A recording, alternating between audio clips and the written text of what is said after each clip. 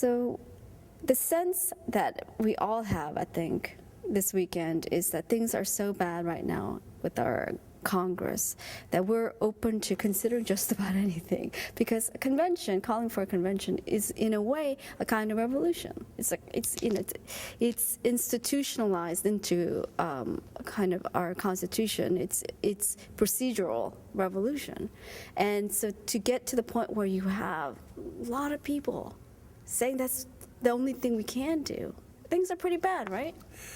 Definitely, and I'm in that camp. I think things are horrible right now. I don't believe that we are having any honest debates in the country when it comes to Congress.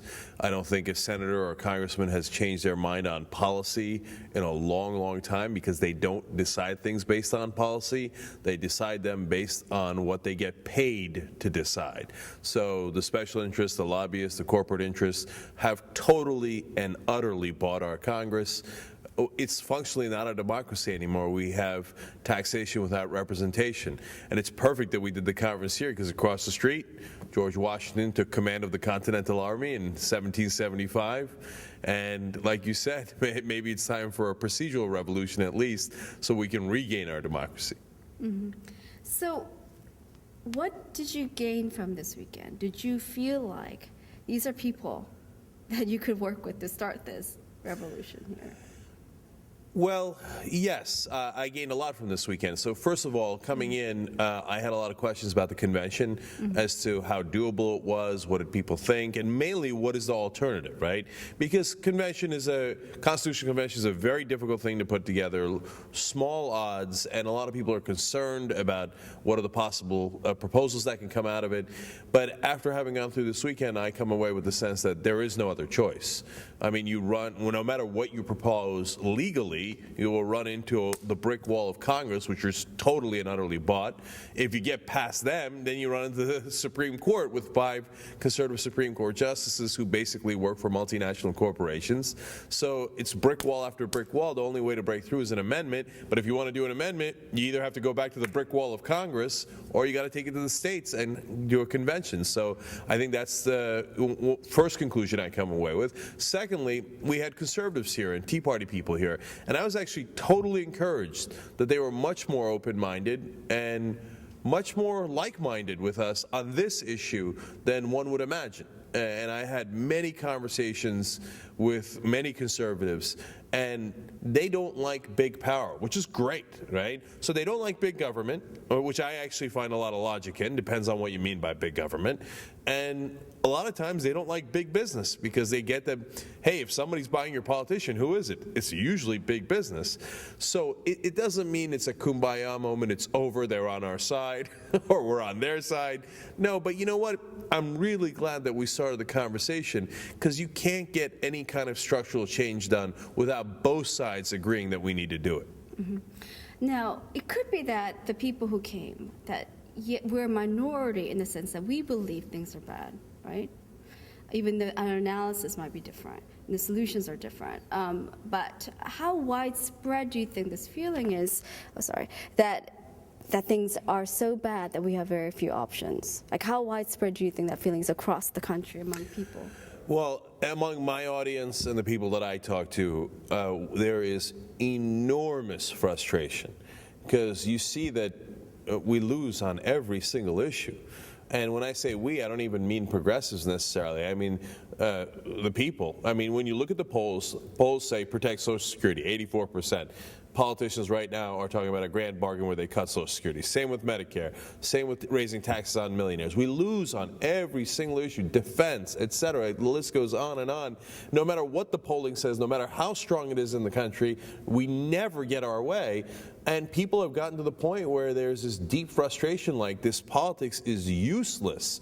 Well, that's why Congress is at a 12% approval rating. As several people in this conference pointed out, when they did the revolution, King George had about a 33% approval rating, according to Madison. I mean, he was nearly tripling our current Congress. People are fed up. They get it. They're not stupid. They get it. We're not in charge. The powerful, moneyed interests are in charge. Mm-hmm. How long have you been feeling this way, like that we just don't have options right now? Well, honestly, it really set in after Obama because during the Bush years, sure, we were getting crushed, but the opposite party was in charge, and everybody knows Republicans are for the rich, generally speaking, certainly very pro-corporate, pro-oil companies. Even Republicans agree, well, obviously, we're more on the side of big business, et cetera, et cetera. So you thought, okay, well, they're winning. But when, quote-unquote, we won, progressives won, Democrats won, and President Obama came in, and it's not like he had a tiny majority, he had a giant majority in the Senate and the Congress, in the House, and he had a filibuster-proof majority, and he still didn't get anything done. So as a woman once said to me, she said, after Obama, what's there left to hope for? Because no matter who's in charge, whether it's a Democrat or Republican, the result is always the same. The rich and the powerful win, and we, the people, never get what we want. But do you think that it's possible that someone like FDR, right, if FDR had been elected in 2008, that things would be different? So is it about a kind of, leadership style, or is it that Congress just is so, it is a brick wall that nothing can change it? So two things about that. Number one, could Obama have done more? If he was an FDR type, et cetera, especially when he had these great majorities, yes, he could have, right? So, but don't wait for the knight in shining armor, because he ain't coming. FDR is not coming. Why? Right? It's not like, oops, we got unlucky. It turns out Obama, who was saying change all along, didn't mean it and wasn't going to do any change, really, to the establishment. It's that the establishment knew that Obama wasn't going to do anything. That's why he won. So it's, for example, when Howard Dean came out in 2004, and he's like, look, we're going to do real change. Somehow, almost all of the corporate media knew immediately that he meant it.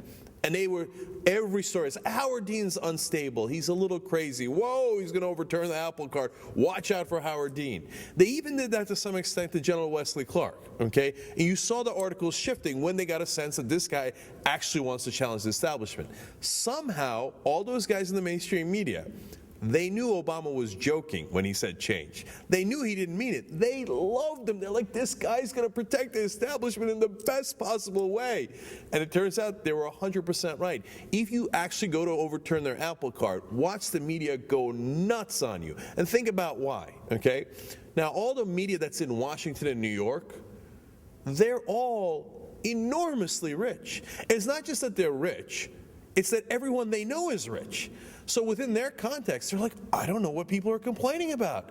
With Geithner, the stock market's back up. It was for a while. We've got our money back. Everybody I know is totally happy. That's fantastic. This is the system that got them rich. Why would they want to overturn that system? So almost everyone in the giant media corporations are set against us.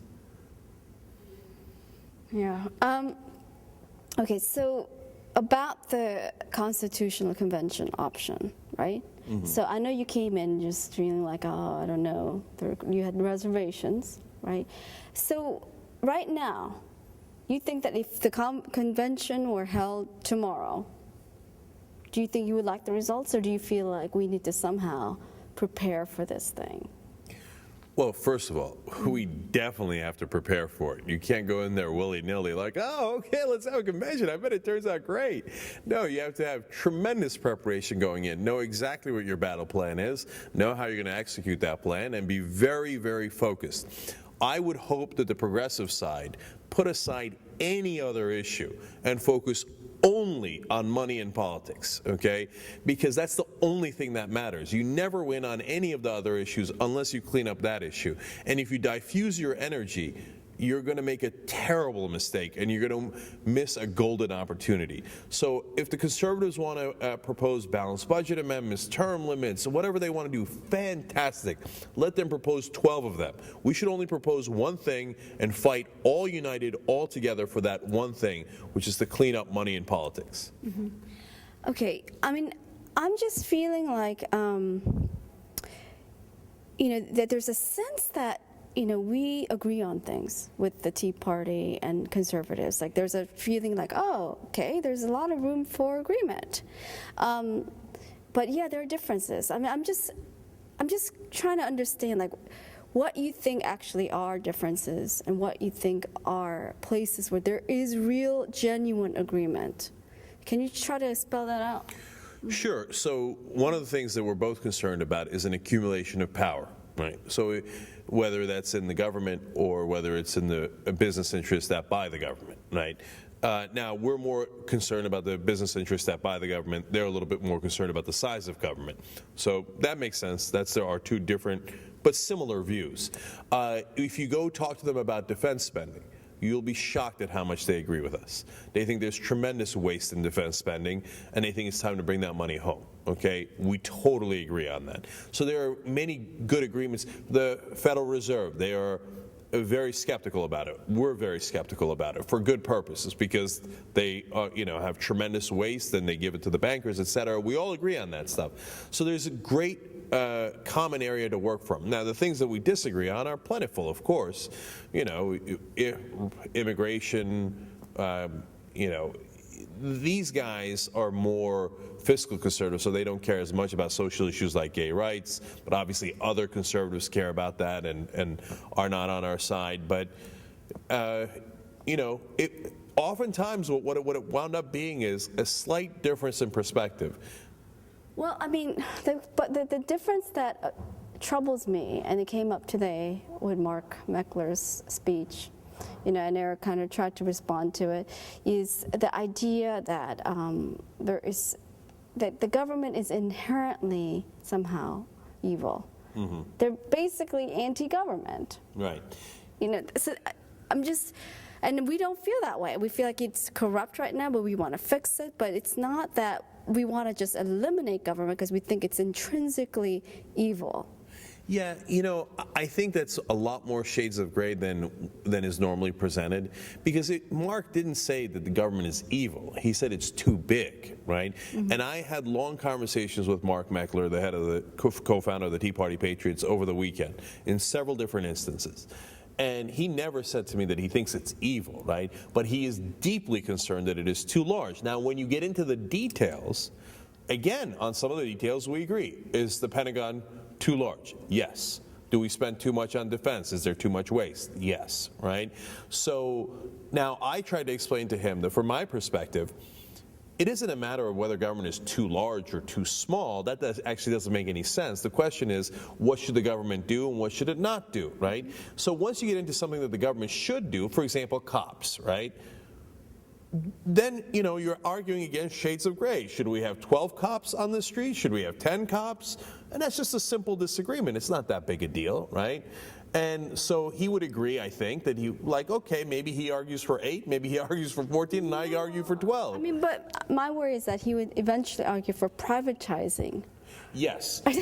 They want to privatize government, and because they privatized the military already. So why not the police? Why not the firefighters? See, so that's a great point, and that's a real difference that we have with them. And I don't want to minimize the real differences, because they certainly are there. So, for example, he wants to privatize the Postal Service. Now, I think that that's not the right way to go. They think, well, FedEx and UPS work well. Yeah, they do if you want to spend $19 for every package. The post office is 44 cents a letter, right? And they say, it's subsidized. Actually, unfortunately, a lot of times they don't know the details, right?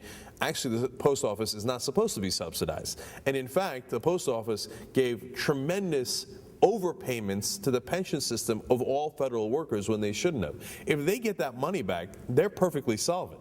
And you can make small changes. Of course, you can knock it down from 6 days to 5 days of service, et cetera. So I totally disagree that the Postal Service should be privatized, right?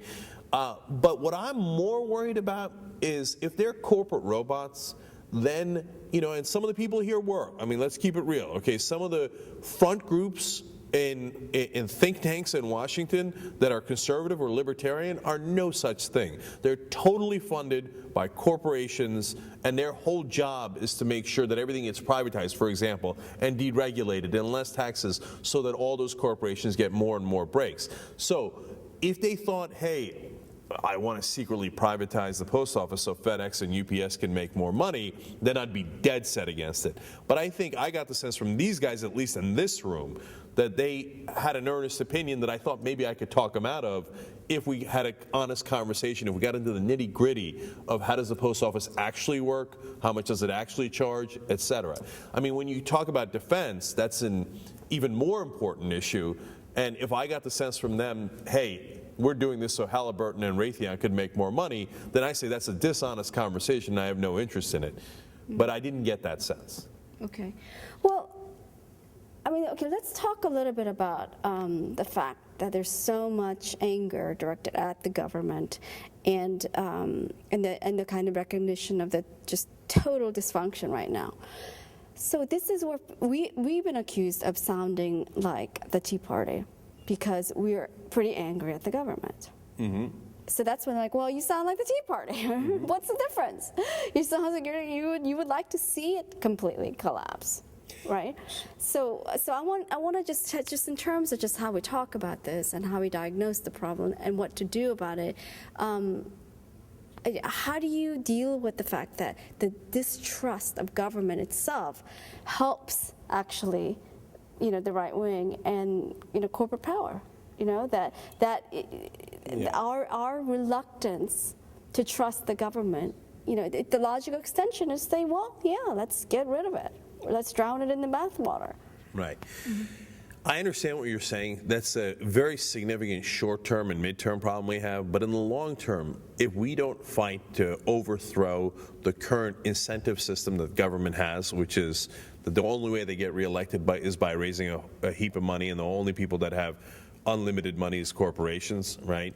And they're not people at all. Then we're never going to win. So, like, if we are worried in the short term, oh my God, we might be helping their thematics a little bit by admitting that the government is corrupt. So what? We should pretend it's not corrupt? I mean, there's no alternative. And what I try to explain to them is, I'm not for larger government. Who wants to pay more taxes for no reason?